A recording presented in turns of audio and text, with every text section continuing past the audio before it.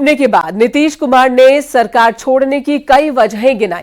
उन्होंने सीधे तौर पर आरोप लगाया कि आरजेडी के साथ गठबंधन में काम करने में दिक्कत हो रही थी और इस गठबंधन की वजह से उनकी पार्टी के लोग भी नाराज चल रहे थे।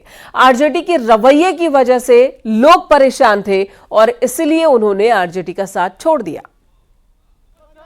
नौबत क्यों आई ऐसी? अरे इसलिए नौबत हुई है कि ठीक नहीं चल रहा था, थोड़ी परेशान। आप लोग तो हमसे बहुत पूछ रहे थे, हम बीच में बंद कर दिए थे कुछ बोलना, तो हम देख रहे थे।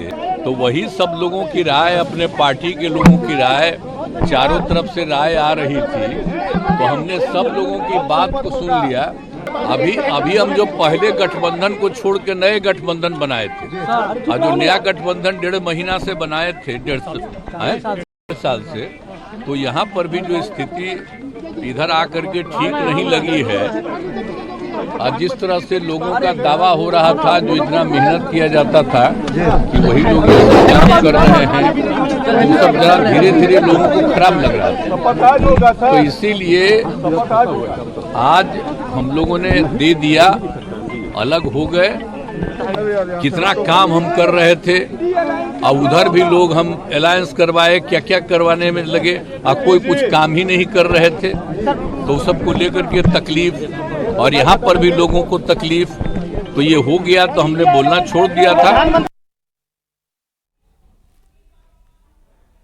तो काम नहीं कर पा रहे थे, अच्छा नहीं लग रहा था, गठबंधन में सब कुछ ठीक नहीं था, दूसरे कामों में ज्यादा उलझ गया था, इस वजह से इस गठबंधन को तोड़ दिया। और अब महागठबंधन से मोह भंग होने के बाद नीतीश कुमार एनडीए के साथ गठबंधन कर चुके हैं।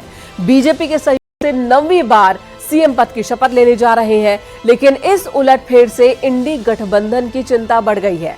आपको एक रिपोर्ट दिखाते हैं, नीतीश के एनडीए में जाने से विपक्षी गठबंधन पर क्या असर पड़ने वाला है।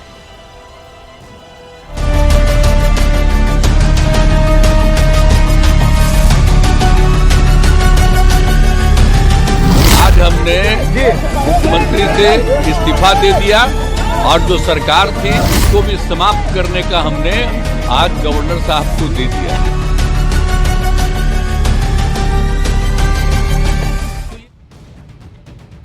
बिहार में पलटी मार सियासत और इंडी गठबंधन में अंदरूनी गर्माहट। आने वाले उस चुनाव के लिए चुनौतीपूर्ण आहट है, जिसमें एक तरफ मोदी है तो दूसरी तरफ 27 दलों का छिन्न भिन्न होता गठबंधन। क्योंकि गठबंधन के सूत्रधार ने जब पलटी मारा तो बेचैनी गठबंधन साथियों की बढ़ गई। बिहार से उत्तर प्रदेश तक और बंगाल से पंजाब तक सियासी शोर सुनाई देने लगा। लेकिन जो नीतीश ने बीजेपी के साथ आने के बाद कहा, वो 2024 के लिए बड़ा संदेश है। सब लोगों को हम बता देते हैं कि आज हमने इस्तीफा दे दिया, समझ गए ना? आज हमने मुख्यमंत्री से इस्तीफा दे दिया, और जो सरकार थी उसको भी समाप्त करने का हमने आज गवर्नर साहब को दे दिया। ऐसी नौबत क्यों आई ऐसी? अरे इसलिए नौबत हुई है कि ठीक नहीं चल रहा था, तो इसीलिए थोड़ी परेशान। आप लोग तो हमसे बहुत पूछ रहे थे, हम बीच में बंद कर दिए थे कुछ बोलना, तो हम देख रहे थे। में हो रहा ये सियासी खेला सिर्फ एक राज्य तक सीमित नहीं रहने वाला है। इस समय 2024 का लोकसभा चुनाव बिल्कुल नजदीक है। इंडिया गठबंधन ने मोदी को हराने की ठानी है। उस गठबंधन को बनाने में नीतीश कुमार का बड़ा रोल था। उन्होंने ही सभी दलों को साथ लाने का काम किया था। दिल्ली के लगातार चक्कर काटने से लेकर अलग अलग विचारों के नेताओं को एक मंच पर लाने तक काफी कुछ नीतीश की मेहनत का नतीजा रहा। ऐसे में अब जब वे खुद ही इस गठबंधन से अलग हो गए, तो इसका असर पूरे विपक्ष पर पड़ना लाजमी है। हमने पहले ही, हमको ये इत्तला मिली थी कि लालू जी से जब बात किया, तेजस्वी से जब बात किया था, उन्होंने बोल रहे थे कि हमको भी ऐसा संशय आ रहा है कि ये हमारे हाथ से चले जाएगा। तो इसीलिए हम और आप मिलके लड़ना है, लड़ेंगे। मैं फिर भी कोशिश करता हूं उनको अपने साथ रखने का। बिहार के डिप्टी चीफ मिनिस्टर और लालू प्रसाद दोनों ने दिए थे, और आज वो सच हुआ। ऐसे देश में तो बहुत से लोग हैं, आया राम गया राम। दरअसल इन दिनों इंडी गठबंधन में दो फ्रंट पर लड़ाई चल रही है। एक तरफ नीतीश तो दूसरी तरफ वो राज्य जहां अब तक सीटों का पेच फंसा है। पश्चिम बंगाल में ममता बनर्जी कांग्रेस के खिलाफ चुनाव लड़ने का मन बना चुकी हैं, तो यूपी और पंजाब में अब भी सीट शेयरिंग पर बात नहीं बनी है। इस बीच अखिलेश ने जरूर कांग्रेस को अपने हिसाब से चलाने की कोशिश की। उन्होंने ट्वीट में लिखा, कांग्रेस के साथ 11 मजबूत सीटों से हमारे सौहार्दपूर्ण गठबंधन की अच्छी शुरुआत हो रही है। ये सिलसिला जीत के समीकरण के साथ और भी बढ़ेगा। इंडिया की टीम और पीडीए की रणनीति इतिहास बदल देगी। लेकिन कांग्रेस अखिलेश के इस प्रपोजल को एक्सेप्ट नहीं कर पा रही है। कांग्रेस नेता जयराम रमेश ने किसी का नाम लिए बिना कहा, कुछ राज्यों में सीट बंटवारे को लेकर आम सहमति बन गई है, सीटें फाइनल कर ली गई हैं, लेकिन उनकी घोषणा नहीं की गई है। उन्होंने कहा कि घोषणा करने का जब समय होगा तब की जाएगी। यानी नीतीश के इस्तीफे के बाद अब इंडी गठबंधन में दूरी नहीं बल्कि खाई जैसी स्थिति है, और जो बयानबाजी हो रही है वो कुछ वैसे ही संकेत दे रहे हैं। नीतीश कुमार जी को मैं धन्यवाद देता हूं कि उन्होंने इस्तीफा दे दिया। उनकी जो भी मजबूरी रहे, लेकिन बिहार पेशोपेश में था, अब इन्होंने दे दिया है।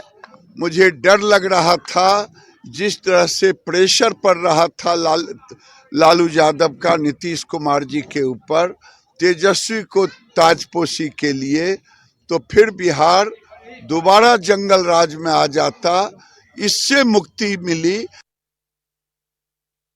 हम लोग के लिए ये खुशी की बात है कि एनडीए की सरकार बिहार में आ रही है। जो सोच प्रधानमंत्री आदरणीय नरेंद्र मोदी जी रखते हैं, विकास की, डबल इंजन की सरकारों की, मेरे प्रधानमंत्री की अपनी, और हम लोग का भी बिहार फर्स्ट, बिहारी फर्स्ट को लेकर विजन है। मैंने कई बार इससे पूर्व में भी कहा कि मेरा मुख्यमंत्री नीतीश कुमार जी से नीतिगत विरोध था, है, संभवतः अगर इस तरीके से ही, अगर उन्हीं की ही नीतियों पे काम चला तो संभवतः वो विरोध आगे भी रहेगा। मैंने हमेशा माना है कि उनकी नीतियों ने बिहार का विकास नहीं किया। हालांकि नीतीश और बीजेपी में सियासी गठजोड़ को समझे तो इससे विपक्षी गठबंधन को बड़ा झटका लगने जा रहा है। सवाल ये कि जो नीतीश को नहीं रोक पाए वो एकजुट कैसे हो सकेंगे। पिछड़ा, अति पिछड़ा वोट पर होगा असर। पीएम की रेस से एक बड़ा चेहरा बाहर हो चुका है। राज्यों में कांग्रेस पार्टी अब बैकफुट पर आ चुकी है। नीतीश के जाने से कई सीटों पर असर होगा।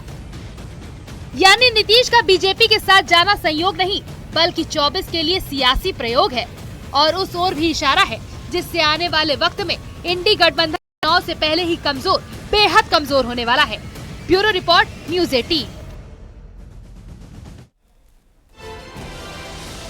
वहीं बिहार में एनडीए गठबंधन की सरकार बनने जा रही है, जिस पर डिप्टी सीएम केशव प्रसाद मौर्य ने सोशल मीडिया प्लेटफॉर्म एक्स पर लिखा, बिहार में बीजेपी प्रदेश अध्यक्ष सम्राट चौधरी को विधायक दल का नेता और विजय सिन्हा को उप नेता चुने जाने पर हार्दिक बधाई।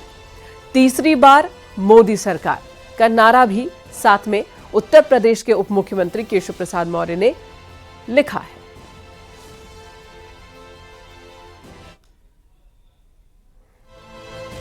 तो वहीं आरजेडी ने नीतीश कुमार पर हमला बोला। मृत्युंजय तिवारी ने साफ कहा कि नीतीश कुमार भरोसे के लायक नहीं है और कहा कि बिहार की जनता उन्हें जवाब देगी। कुमार जी की अब कोई अगर भरोसा और विश्वास कर रहा है तो फिर सब लोग देख रहे हैं कि अब ये कहीं के नहीं हैं और जनता की अदालत में इनको जवाब देना पड़ेगा और बताना पड़ेगा कि आखिर आपने ये जो विश्व कीर्तिमान स्थापित किया पलटी मार का, इसका अब जनता आप पर भरोसा कभी नहीं कर सकती। तो लोकसभा चुनाव की तैयारी में जुटी बीजेपी समाज के हर तबके को साधने की रणनीति पर काम कर रही है। यूपी में किसानों का एक बड़ा वोट बैंक है और ऐसे में किसानों को साधने के लिए बीजेपी ने आज लखनऊ में वर्कशॉप का आयोजन किया, जिसमें प्रदेश बीजेपी अध्यक्ष भूपेंद्र चौधरी, महामंत्री संगठन धर्मपाल सिंह सैनी और किसान मोर्चा के राष्ट्रीय अध्यक्ष राजकुमार चाहर समेत किसान मोर्चा के बड़े पदाधिकारी शामिल हुए। बीजेपी 2 फरवरी से 5 फरवरी तक पूरे प्रदेश के सभी जिलों में और जिला मुख्यालय और मंडल स्तर पर किसान कार्यशाला का आयोजित करेगी। इसके बाद 6 फरवरी को भारतीय जनता पार्टी की पूरे उत्तर प्रदेश के गांव परिक्रमा यात्रा के तहत 50,000 से ज्यादा गांवों में किसान चौपाल का आयोजन होगा। किसान चौपालों में विधायक, सांसद और मंत्री गांव-गांव जाएंगे, वहां पर ठहरेंगे, लोगों से बातचीत करेंगे, उन्हें बीजेपी के पक्ष में और योजनाओं की जानकारी देंगे।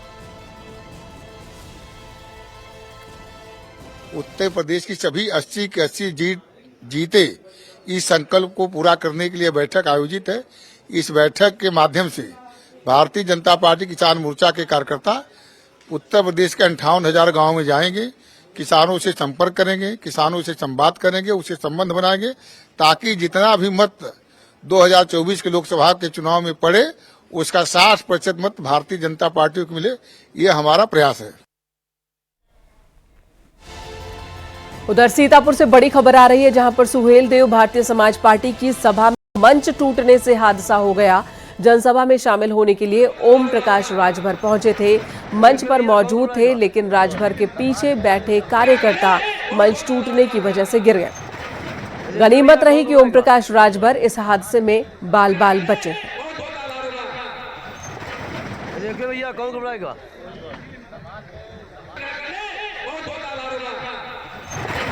देखिए भैया, कौन घबराएगा?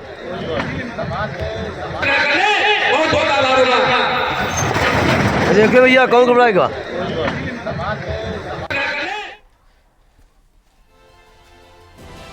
यहां रुकेंगे, एक ब्रेक के लिए खबरें जारी हैं। ब्रेक के बाद खबर वाराणसी से, जहां पर पुलिस ने फिरौती मांगने के आरोप में 2 बदमाशों को गिरफ्तार किया। पुलिस ने फिल्मी अंदाज में दोनों अपराधियों को दबोचा। बदमाशों ने सिगरा क्षेत्र के रहने वाले व्यापारी को फोन कर 50 लाख रुपए की रंगदारी मांगी थी और पैसे न देने पर पूरे परिवार को जान से मारने की धमकी दी थी। पीड़ित व्यापारी ने सिगरा थाने में शिकायत दर्ज करवाई, जिसके बाद पुलिस ने केस दर्ज कर फोन कॉल को ट्रेस करना शुरू किया। फिरौती मांगने वालों ने परिवार को 1 दिन बाद फिर फोन किया और नौकर के जरिए 50 लाख रुपए रामनगर भिजवाने को कहा। इसके बाद पुलिस ने नौकर की जगह एक सिपाही को भेजा रुपयों के साथ। जैसे ही बदमाश रुपए का बैग लेने के लिए आए, पुलिस ने उन्हें गिरफ्तार कर लिया। पूछताछ में पता चला कि दोनों अपराधी व्यापारी के परिचित थे और उन्होंने व्यापारी से रुपए ऐंठने के लिए फिरौती मांगी। दोनों अभियुक्तों का आपराधिक इतिहास भी ज्ञात किया जा रहा है। इस पूरी टीम ने बड़ी ही तत्परता के साथ और शीघ्रता के साथ कार्य किया है। पूरी टीम के मनोबल व उत्साहवर्धन हेतु 20,000 नगद पुरस्कार से पुरस्कृत किया जाएगा। व एडिशनल डीसीपी श्री चंद्रकांत मीणा व एसीपी सुश्री नीतू को प्रशंसा पत्र से सम्मानित किया जाएगा। यहां रुकेंगे, एक और ब्रेक के लिए खबरें जारी हैं।